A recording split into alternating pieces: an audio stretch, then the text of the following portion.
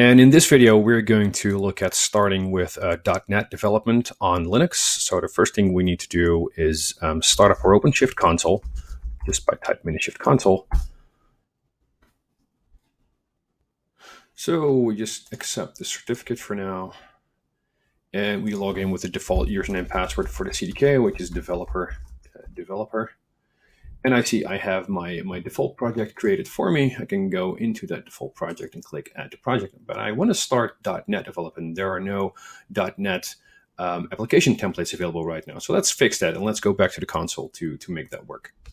So for some of the things I'm going to do right now, I'm going to need access to the OpenShift command line, which is called OC, which I can get access to by running eval minishift oz-env.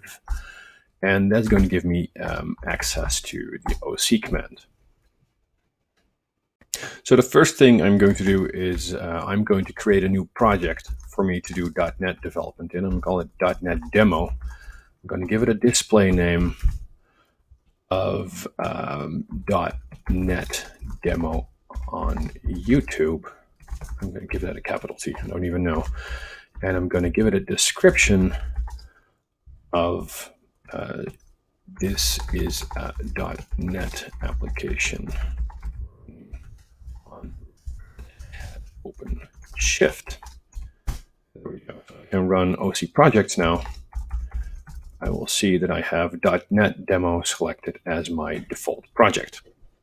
However, as we saw before, there are no .NET application templates available by default in the CDK. So I'm going to create one right now. And the first thing I'm going to do is import a .NET Builder image stream. So there we go. I'm going to paste this command in there and run that. And what OpenShift now is going to do, or my CDK is going to do, is going to download a set of .NET Core Builder images from the Red Hat registry. And we can use those from now on. So the application we're going to create in a second will use the latest version of this builder image. So it's going to use the version that is tagged as latest. So what I'm going to do now is I'm going to explicitly tag the 1.1-6 version as latest. So that will be used initially to build. And when we tag the 1.1-7 as latest later on, you will see an automatic rebuild happening because there's a new version of the builder image available. So let's tag right now. And then the final thing we need to do is import the actual application template, which we can do by importing this file called .NET important app.json, which is an application template I wrote before. So I'm going to import that. And as we switch back to the OpenShift console from my CDK, you'll see that I now have the ability to create .NET applications. So here we are back in OpenShift in the CDK. You see that I have the .NET demo project created here. It is right now still empty. I'm going to add a container to this project. And you see now that I have a .NET button here that I can click on, and it is my important .NET Core application that I imported just a few seconds before. I'm going to select this. Everything else I set up before, so I can just accept all the defaults here. If you want to do this yourself, I'll post the .NET important app.json somewhere in GitHub later on. We're going to use, as I said before, the version of the .NET Core builder that is tagged as latest. And the only thing I have to do now is just click create, and the build will start happening on OpenShift. So we can take a look at this. Build is happening. We take a look at the logs here.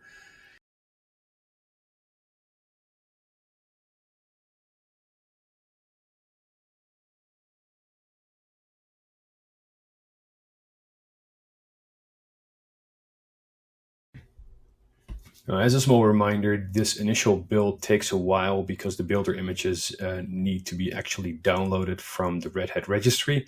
Any subsequent builds will be a lot faster because the images are then already cached.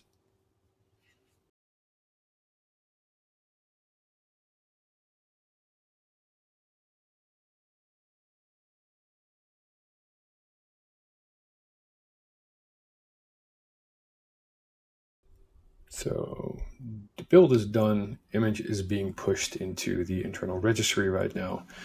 And as the push is done, we will see the deployment of this application happening.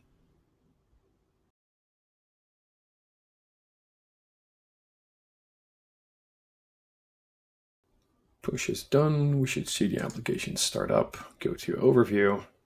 Deployment is running, and as we speak, the pod is being brought up, so the application is now being put live. And when we click this link over here, when this is turned dark blue, we can click this link over here, and we can see the actual application. And there we go. So we should be able to click this little link here. And I need to switch over, obviously, to right tab. And there we are. So we have a .NET Core application running on Linux. So I'm going to switch back to my terminal, and then I'm going to now tag the 1.1-7 image as latest. And when we change the tag, we have a newer version of the builder image available.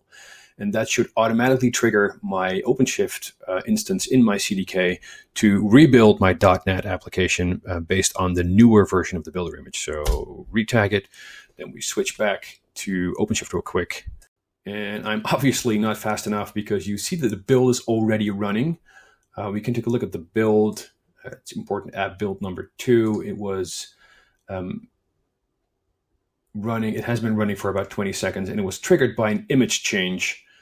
Because the image that was tagged as latest for .NET Core -11-RHEL7 was changed to a newer version. I did that on the command line 2 seconds ago. And what is happening now is that the new version of the builder image is downloaded. And as it is downloaded, it will start the build of the application. And when the build is done, the running instance of the pod that is right there will be replaced with one based on the newest build, all automatically.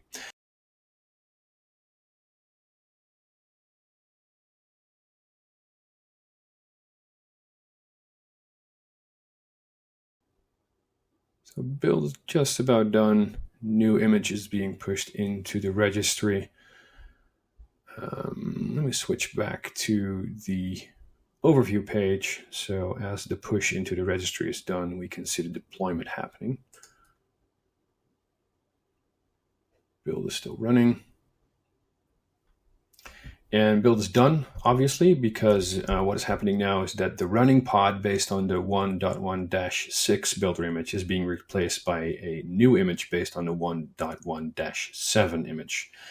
And second pod is almost up, which means the first one can be torn down.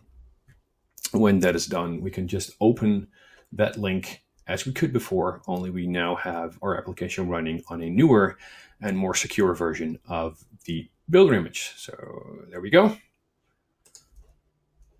Switch over to the other tab, and there we have it. It's the same page. It's just running on a newer version of the .NET builder image with all security fixes applied. As always, thanks for watching. If you like this video, if you like the channel, please let me know. Give it a thumbs up, subscribe to the channel. Also, check out the blog at 100things@wizard.com and follow me on Twitter at Maxime Burgerhout. If you have any remaining questions, feel free to send me an email or send me a Twitter message, and I'll try to follow up with you. And for now, I'll talk to you guys in the next video. Thanks, and goodbye.